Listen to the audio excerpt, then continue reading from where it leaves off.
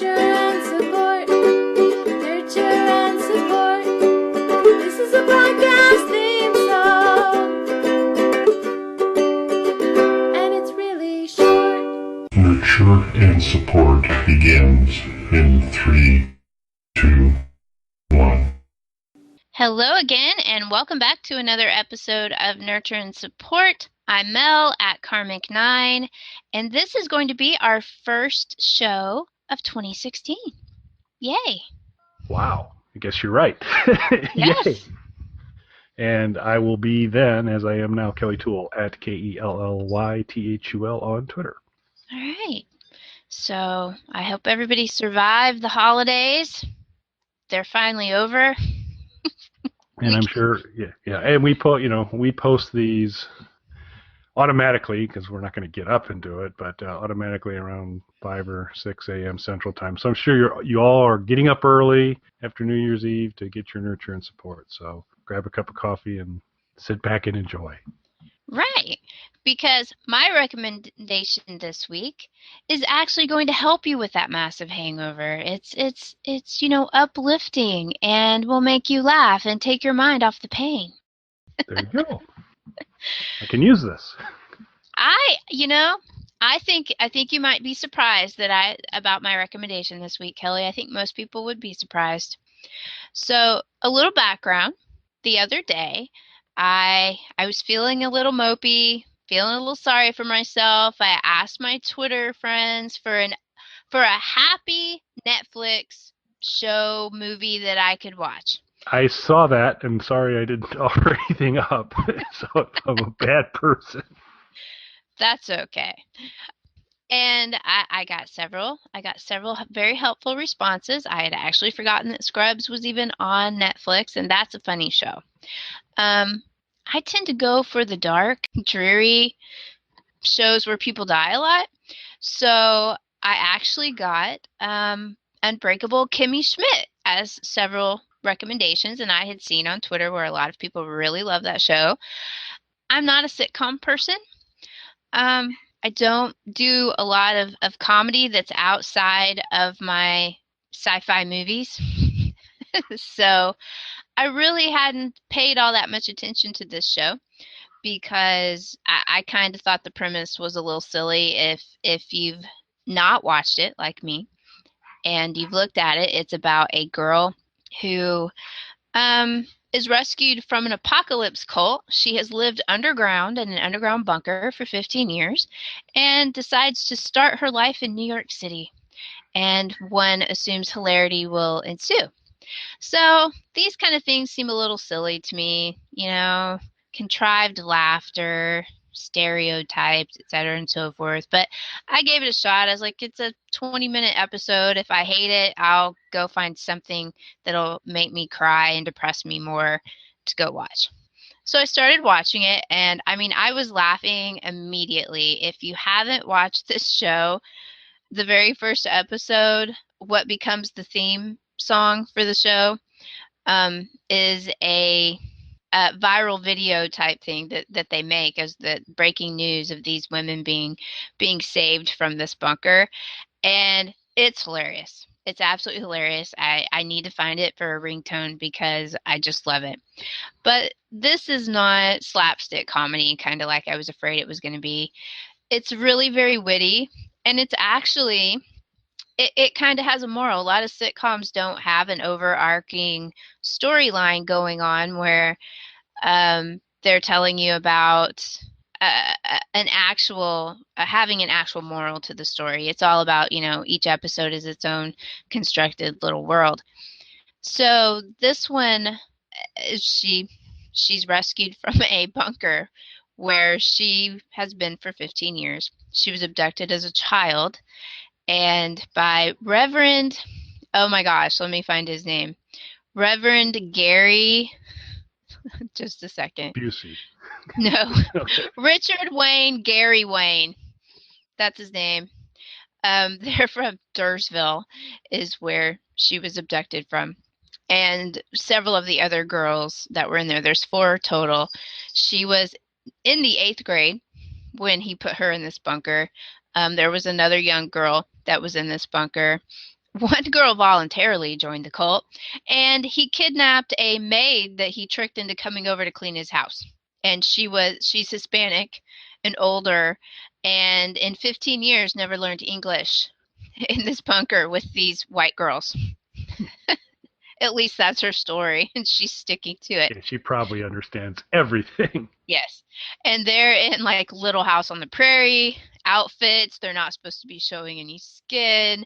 And he has made a very creative version of the Bible with giving Jesus a brother. As the show goes on and she comes out with all of these crazy notions that people are looking at her, and she's like, that's not true, is it? Of all of these stories that he had told these girls over all of this time, particularly religious stories about the Bible that he completely made up and are completely off the wall. So she's a very unique little character. But the real point of it is that she's very positive, and she's had a very crap life for 15 years, and they're always flashing back to something that's happened in the bunker that's a learning experience that she can now apply to her new life in New York. But some of the best things that go on here is she gets an apartment and has a roommate named Titus Andromedon, and for 20 years, I forget the exact time frame, he has been auditioning for Lion King on Broadway, and they finally told him that you couldn't play a straight giraffe because he's a gay man. He is a very large black gay man, and he is hilarious, and sings all the time, and he's actually quite mercenary, because she has mole fund money from all the money people gathered together to help these mole women. That's what the media dubbed them when they dug them out of the bunker. They dubbed them mole women. So when she first goes to New York, she's got all this money from that fund to try to help her get her new life started. But their landlord is played by Carol Kane, and Nice. she's glorious, the crazy hippie type character that she always plays. Jane Krakowski plays a rich woman who hires Kimmy as her nanny. And it's really just all around very well done. Tina Fey is a creator of this show. So it's got good humor that's witty. It's a little smart without being silly and slapstick and stupid humor. And I really liked it. I laughed in every episode and really never felt like it was stupid humor. And just to throw out there, Kelly, if you make it towards the end of the season, Dean Norris makes an appearance. Nice. So Hank shows up, and he's playing a pretty good Hank in here. So I think you would enjoy his little cameo, but there's lots of cameos throughout this because Tina Fey's got lots of comedian friends. So it's really a very happy show. You could totally watch this with your kids. There's no dirty type humor in it. It's really good. I didn't know when I looked it up a little bit that they actually created this hoping to get it on NBC. So that's kind of one of the reasons there's not language and all that kind of stuff in it, because they made it with the networks in mind. And I guess they passed on it. Netflix picked it up. And if you go binge watch it now, the next season comes out, I believe, in March. Okay. So it's fun. I really enjoyed it, and it did make me feel better. And that's a good recommendation, y'all. You just don't know. So it was cute, and the theme song is absolutely adorable. So you've really got to go look up the theme song, even if you don't want to watch Kimmy Schmidt, because it's awesome. Well, I appreciate that because I had seen it's an intriguing concept, and I had seen enough to kind of get a sense of it. But then I just kind of backed up, going like, it's gonna be formulaic, Right. or I just didn't, or preachy or something. I just didn't. Right. I felt the same way. I was like, I saw so many people say how good it was, and I was like, yeah, I don't watch sitcoms. I usually find them silly.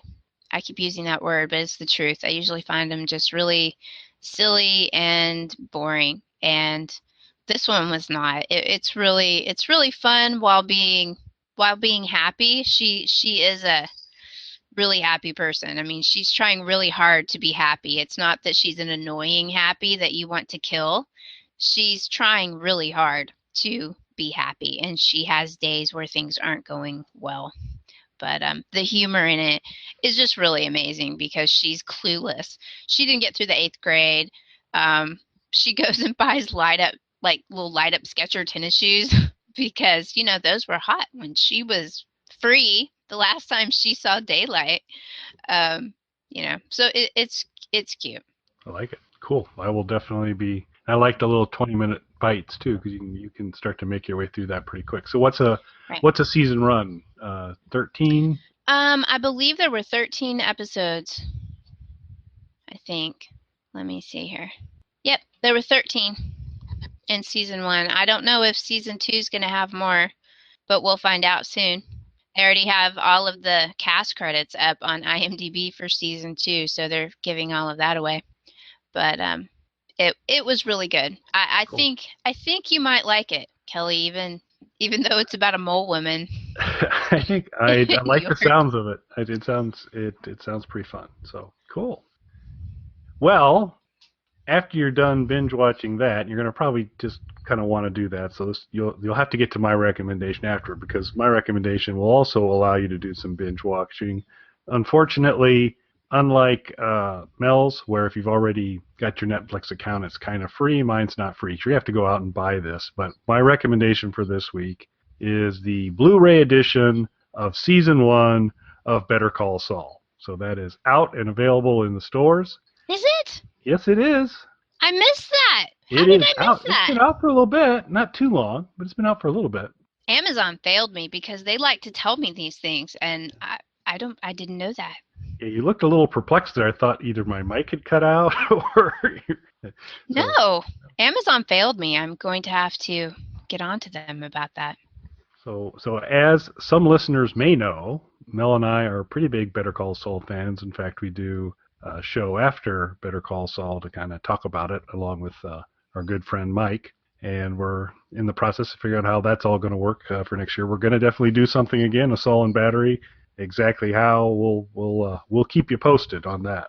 But to prep for that, get the Blu-ray season 1. It has all the episodes that you'd expect, and then deleted scenes.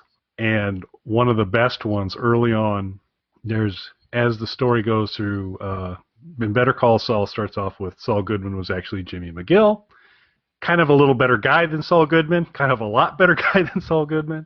And you kind of go through the stories there. And Jimmy's become a very intriguing character. But early in the season, he gets in a circumstance where he's got to make some money. And so he's doing kind of a marathon of cases. And in the show, they have this montage just showing him with all sorts of different clients and all kinds of fun things. And there's music playing over the montage.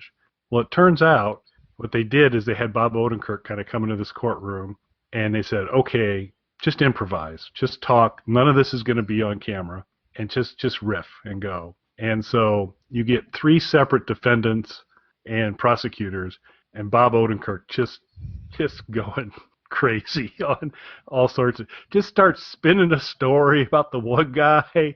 Yeah, he stole an egg, but here's why he stole the egg. and it was about he's going to make cookies, and he didn't think his people, it was just really funny. And he goes on and on and on with it. And they have that entire improvisation from all of those together that they pull the little pieces from. Cool. That alone is worth the price of admission to watch that. But lots of goodies in it.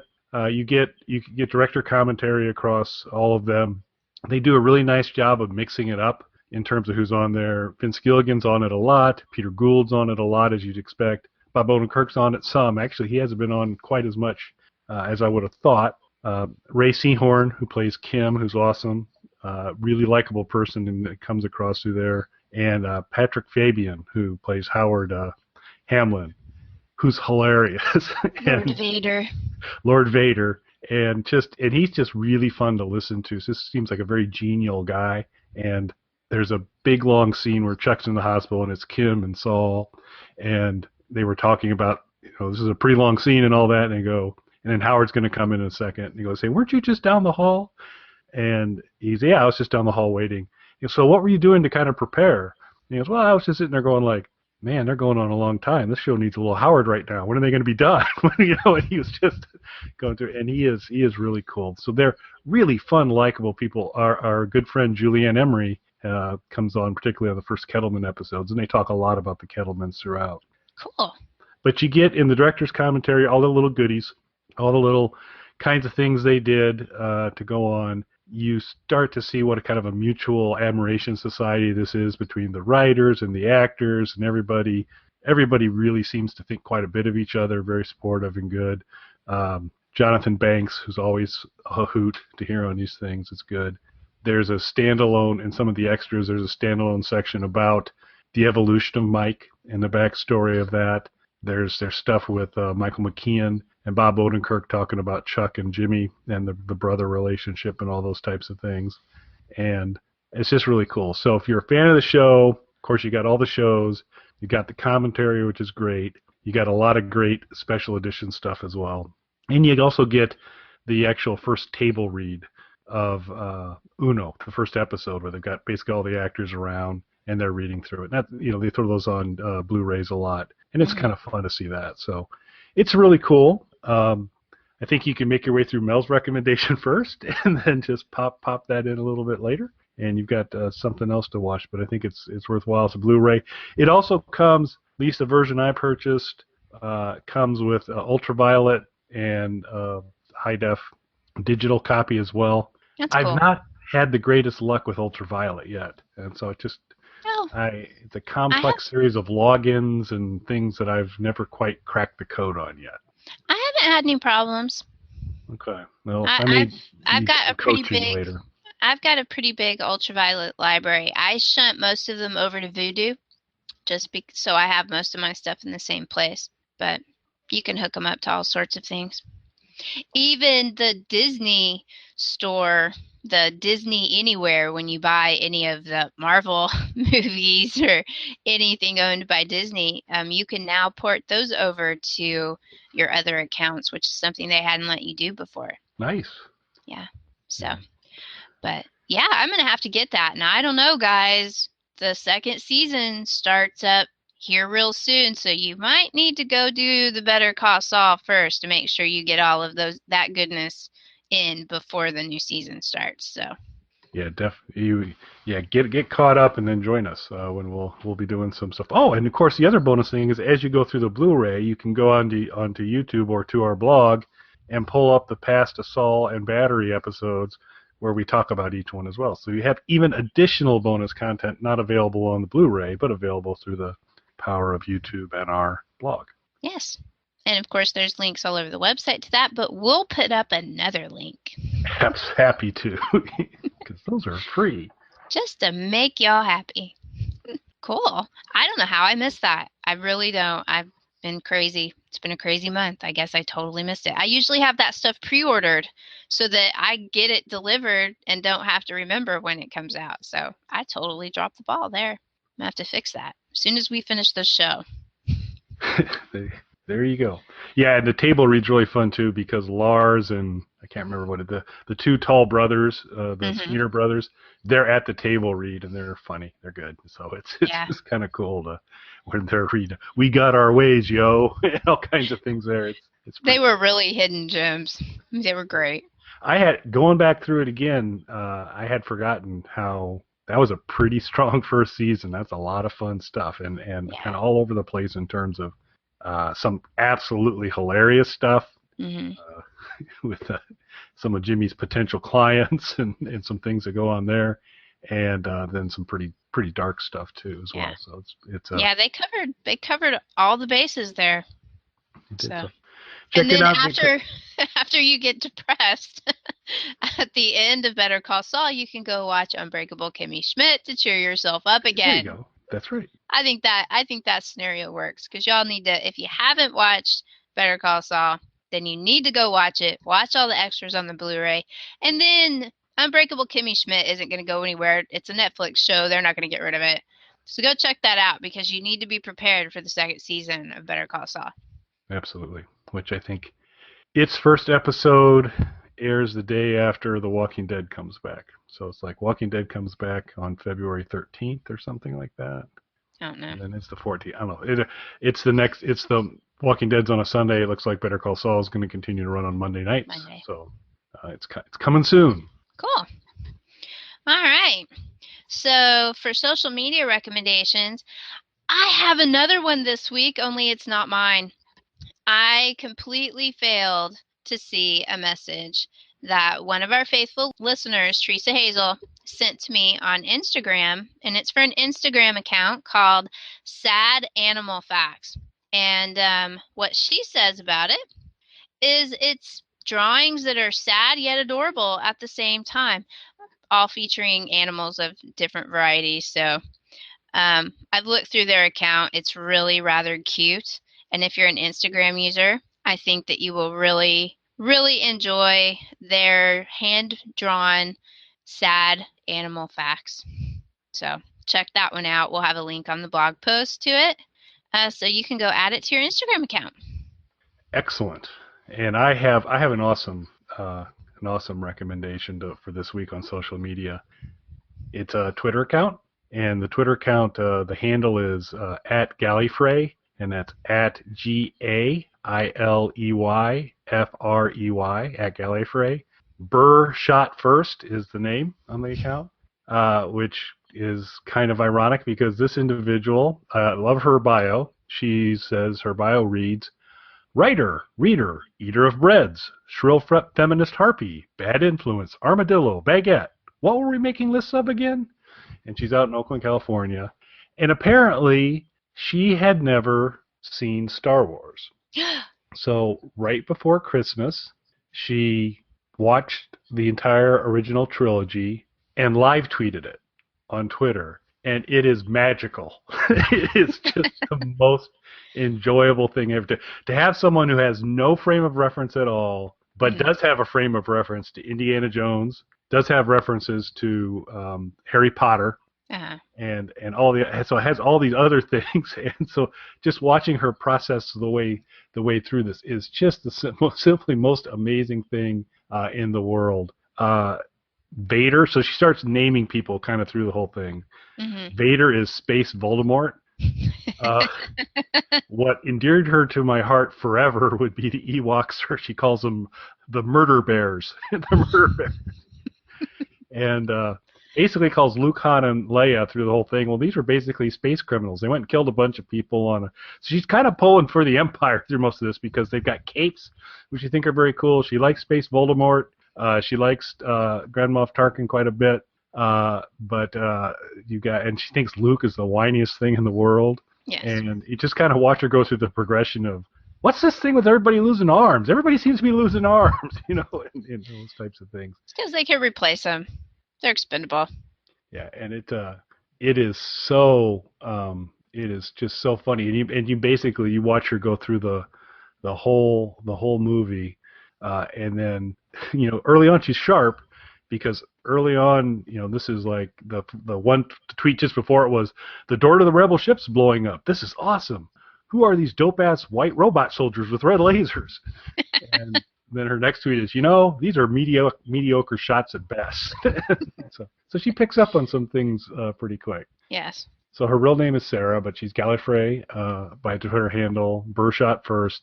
And she did a really cool thing because a lot of people just kind of fell in love with this stuff. Mm-hmm. She's pinned a tweet on her account, and she's got Storify. Storified it. I was going to ask if anybody Storified it. Yeah. She Storified it, set it up for all 3 episodes. So it's just magical. It's awesome. And I am totally only going to refer to Ewoks as Murder Bears from here on out. Murder Bears.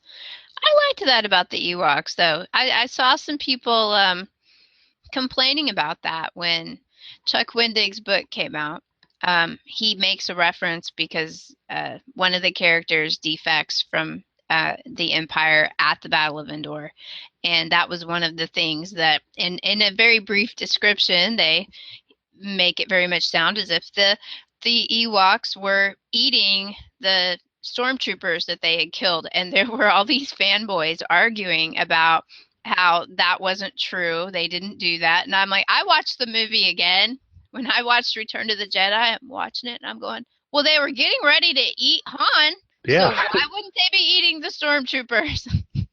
So, murder bears is absolutely appropriate.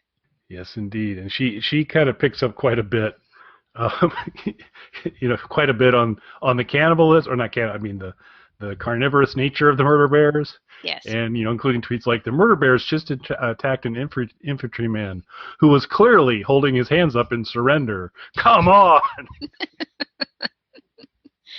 Oh, yeah. That's cool. And it's hard to find people that haven't seen Star Wars in some fashion, that haven't been so overexposed to it at some point that they don't have a predetermined opinion going into it, even if they haven't ever sat down and watched it before. That's not a child. That's an adult who can notice these things and process the tropes going on. So that's pretty cool. Yeah, definitely run through the Spotifys for the murder bears alone. I like murder bears. It's pretty awesome. Speaking of murder bears, we're going to turn it over to our good friend Matt, who's going to tell you all the different ways you can connect to us through iTunes, the blog, Twitter, email, etc. And we will be back next week for our second episode of the new year. So thanks for listening, everybody. Bye. You can contact us on our website, nurtureandsupport.net, or email us at nurtandsupp@gmail.com. That's NURTANDSUPP@gmail.com, or tweet us at nurtandsupp on Twitter.